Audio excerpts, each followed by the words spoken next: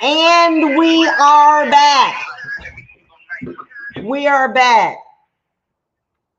We are back. Okay, now here's the situation. We are back. Now, what did I tell you? I know where this conversation gonna go.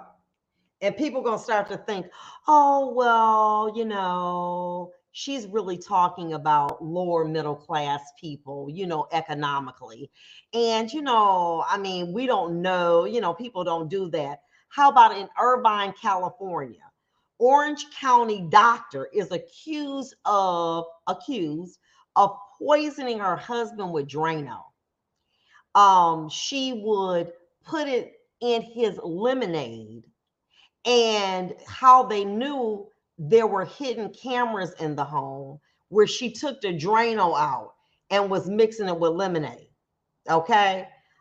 He started having unusual symptoms in the spring of this year, March and April, and he went and said that they found some toxin in his body and he had a chemical taste in his mouth. He then set up cameras in the kitchen, and that's when they discovered she in there cleaning and everything and poisoning the man with Drano. And they shared children together. These were upper middle class, affluent people. It doesn't matter. But there was a history of emotional and physical abuse. But they try to hide behind the mansions and the BMWs and the Mercedes. And it's real. Their abuse doesn't know a color. They don't know a gender. They don't know a religion. Abuse is abuse. And no matter how much you love someone, if a person, for whatever reason, is jealous of you or they don't like you, there's nothing that you can do about that. Absolutely nothing. You can bend over backwards. You can give them everything they ever ask you, and they're still not going to like you. So what you have to do is give them the gift of goodbye. I'm not angry with anyone that felt that I only had a benefit while I was a judge. I understand that. I'm angry with myself that I thought those relationships were real. In my mind, I thought they were real, and they weren't. I'm not mad at nobody for trying to get, that's just what people do. I'm mad that I thought that our friendship was real. I'm mad that I thought that your concern for me was genuine, and it wasn't. That's all. I'm mad at myself, but I'm glad I saw that. So now I'm in a position where now I'm self-healing. And so I do feel bad because there's a guard around me, but what I feel is it's better this way. You understand what I'm saying? Because here I was sticking my neck out for people who didn't give a damn about me. They didn't care. They on to the next one. Oh, that's Judge such and such. But when that person was a prosecutor or a defense attorney, okay, you had something slick to say about them, but now they a judge, you all up in their grill. We know that. Now that you a foreman, when you was a line worker with me, I couldn't stand you, but now you know you a management. Okay? And you like, well, wait a minute, what about us? But that's real. Because what they're in love with is the position of authority. They're not in love per se with that individual. Many of you on here may be too young, but we once had a mayor, the Honorable Coleman Young. And this is back before, we had, like cell phones. He had phones. He had two phones. You know what I'm saying? They would ring nonstop. But the minute he left office, the phones wouldn't ring anymore. It was so bad that toward the end of his life, his caregivers basically had to beg people to come see about him. Because you know what they say, long live the king is dead. I don't need the king. The king can't do nothing for me. You can't give me contracts. You can't give me a position. So I don't need you anymore. But you, okay, but we on to the next one. And then when they dethroned, so what people do is they fall in love with the power. You take a person who, a very simple looking person. I mean, okay, then all of a sudden they become fine. When you take them and strip them down of that, you will not look at them twice. And I'm talking about from the movie stars to the politicians to the people that we work with. Okay? You like, huh? You take that from them and they look like a hot mess. Stop letting people be in love with your status. Well, I ain't no rich person or I don't have no. Yes, you do. The fact that you can organize your finances, the fact that you got peace. Do you know it's people who don't like you because you got peace? I can't stand her. She act like she too good. Why? Because I don't do the things that I used to do. Because I don't run to the bar, get drunk, fall out, because I don't do that no more. Oh, you think you better now, don't you? No, I just think that what I was doing was stupid. And you ought to think that too. But they don't see that. So they want to talk about you, make you feel bad about it because you're not doing what's killing them.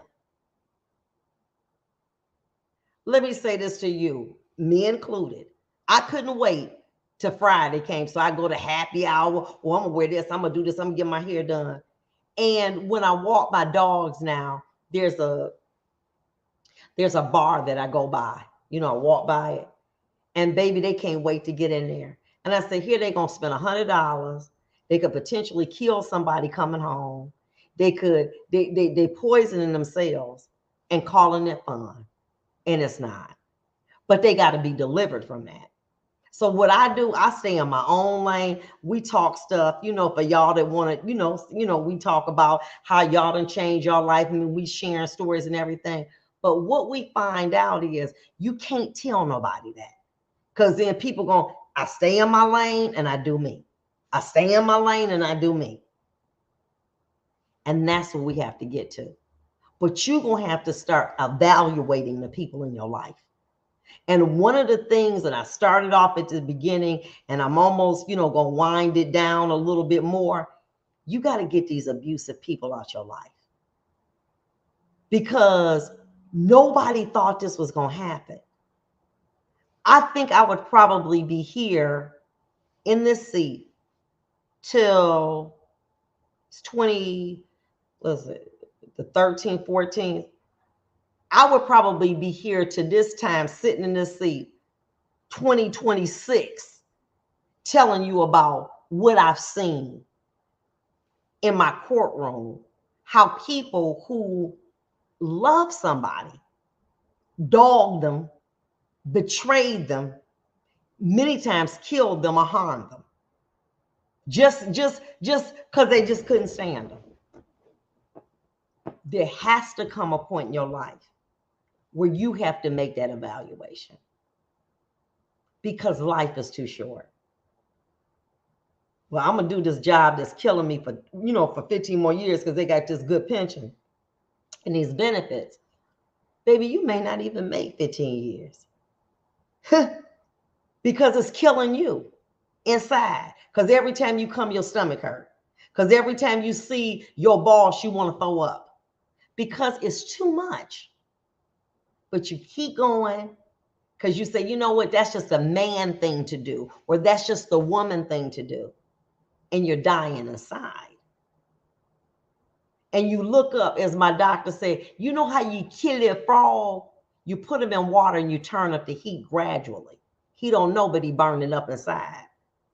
Your health is your wealth. And if being in a toxic environment, whether it's your work environment, your intimacy environment, your friendship, you got to let it go. And let me say this to you, life may be a little bit more challenging, like you may not get all the money, but let me tell you something, there's a peace. The Bible talks about the Quran, the Torah, that's the path that's all understanding. All hell can be breaking loose, but it's a peace in your life that you say, you know what? I'm going to get through this some kind of way. And people say, do you know what's happening? Do you know that you got 4-stage cancer? Do you know your husband's leaving you? Do you know your children on crack? Do you know that your son got killed? But there's a peace that's the path of all understanding. It's not a peace of acceptance. It's just a peace to know I'm going to get through this somehow. And when you start to depend on that peace, you don't need all of them people in your life. You don't need to be in a toxic environment. You need to let that go. And that's how you live long, getting rid of toxic people in your life. But y'all just keep doing, oh, okay. Honey, I know. Listen, let me say this to you. What the enemy meant for evil, God meant for good. I am at a point in my life that I thought I was losing everything. Oh my God, I'm not going to be a judge. Baby, I got peace now. My stomach don't hurt. I don't want to go to the bar. I don't want to do none of that. I just want to live good. I don't want nobody to know my name no more. You ain't got to know that. I'm a used to be. Okay, I'm all right with that. But there's a peace.